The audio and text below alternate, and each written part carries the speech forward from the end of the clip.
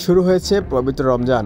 বিশ্বের বিভিন্ন প্রান্তের মুসলমানদের মতো ইসরায়েলি আগ্রাসনে বিধ্বস্ত গাজার মানুষেরাও শুরু করেছেন রোজা। তবে অন্যান্য দেশ বা অঞ্চলের মানুষ যতটা উৎসাহ, উদ্দীপনা আর উচ্ছ্বাস নিয়ে রমজান শুরু করেছেন, শোকাহত গাজাবাসীর সেই সুযোগ ছিল না। কিন্তু তাদের বিশ্বাসের কোনো কমতি নেই।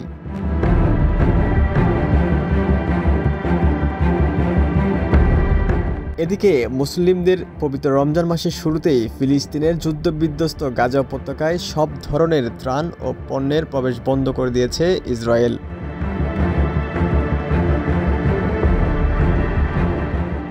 তিন পর্যায়ের যুদ্ধবিরতি চুক্তির আওতায় গত ১৯ জানুয়ারি অঞ্চলটিতে মানবিক সহায়তা প্রবেশের সুযোগ দিয়েছিল দখলদার ইসরায়েল। কিন্তু প্রথম দফার যুদ্ধবিরতি মেয়াদ গতকাল শনিবার শেষ হয়েছে।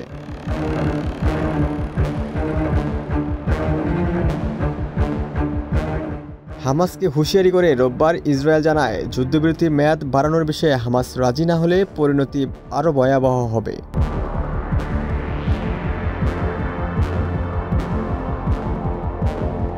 তবে যুদ্ধবিরতিকে ভিন্ন দিকে নিয়ে যাওয়ার অভিযোগ করেছে ফিলিস্তিনির স্বাধীনতাকামী সংগঠন হামাস। তারা বলছে, গাজায় ত্রাণের প্রবেশ বন্ধ করে দেওয়া নির্যাতনের এক সহজ উপায়, যুদ্ধাপরাধ ও চুক্তির গুরুতর লঙ্ঘন।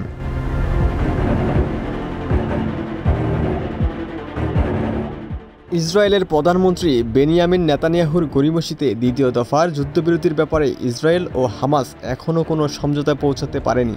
দ্বিতীয় দফায় যুদ্ধবিরতি হলে গাজা থেকে ইসরায়েলি বাহিনী প্রত্যাহার এবং একটি টেকসই চুক্তির বিনিময়ে নিজেদের কাছে থাকা অবশিষ্ট জিম্মিদের মুক্তি দেবে হামাস।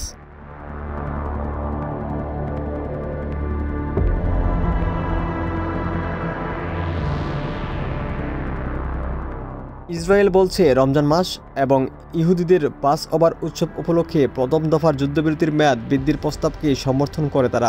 ইসরায়েলি কর্তৃপক্ষ জানায়, মার্কিন প্রেসিডেন্ট ডোনাল্ড ট্রাম্পের প্রশাসনের মধ্যপ্রাচ্য বিষয়ক দূত স্টিভ উইটকফের তরফে এই প্রস্তাব এসেছে।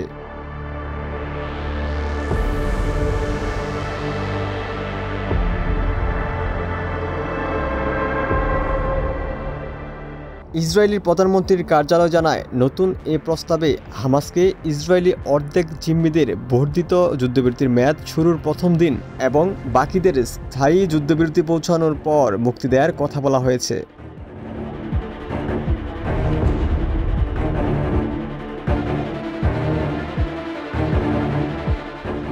তবে এ বিষয়ে হামাস ও ইসরায়েলের মধ্যে যুদ্ধবিরতি নিয়ে কাজ করা যুক্তরাষ্ট্র, মিশর বা কাতারের তাৎক্ষণিক মন্তব্য জানায়নি।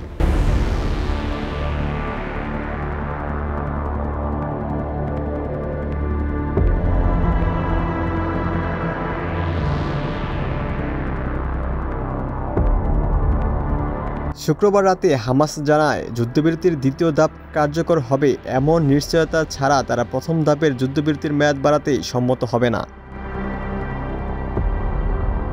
ওমর ফারুক, ঢাকা প্রকাশ।